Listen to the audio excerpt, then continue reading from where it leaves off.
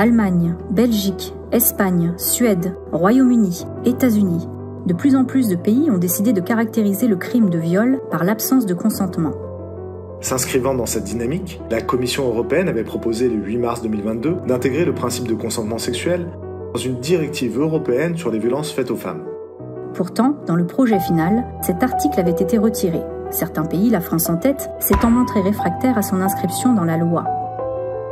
Alors que moins de 1% des viols et tentatives de viol sont condamnés, le retrait du consentement fut perçu par une majorité de féministes comme une trahison de la parole des victimes et une façon de perpétuer l'impunité dont bénéficient les agresseurs. Pourtant, la position française a reçu un soutien inattendu et de poids par l'avocate américaine McKinnon. Grande figure du militantisme dès les années 70, sa contribution à la reconnaissance du harcèlement sexuel au travail fut majeure. Elle s'est également illustrée par ses positions intransigeantes sur la pornographie, perçue comme de la discrimination sexuelle, ou encore sur la prostitution comme exploitation. Pourtant, McKinnon considère que le principe du consentement sexuel n'apporte pas une solution satisfaisante aux situations d'agression, de violation sexuelle et de viol. En ce sens, la loi française qui insiste sur la violence, la contrainte ou la surprise lui paraît plus adaptée.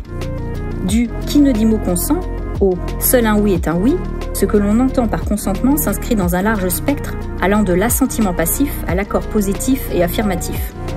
D'après la philosophe Manon Garcia, le flou autour du sens du consentement provient notamment de ses multiples champs d'application. Le droit des contrats, où le consentement des parties crée un système d'obligations réciproques.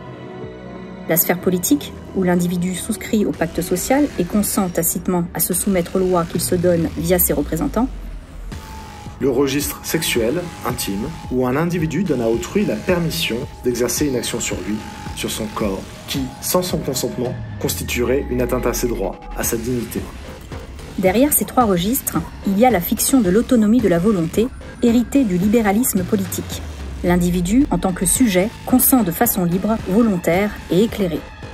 En ce sens, le consentement ne devrait théoriquement jamais être que la revendication de ce à quoi l'on a déjà droit, la reconnaissance de son autonomie, de sa liberté.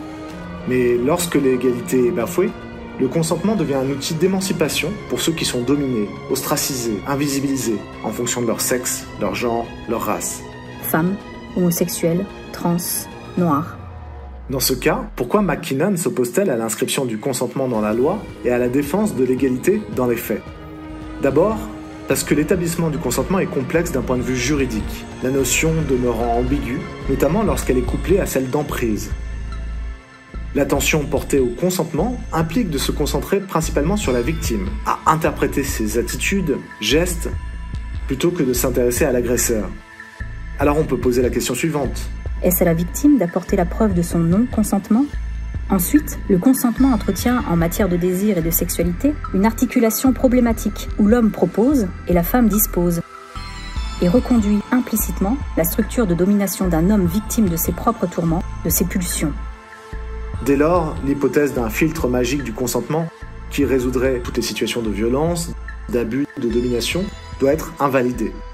Non seulement il ne les règle pas, mais il peut paradoxalement devenir un outil de disculpation des pouvoirs publics, préférant s'en remettre aux libertés individuelles plutôt qu'à la loi.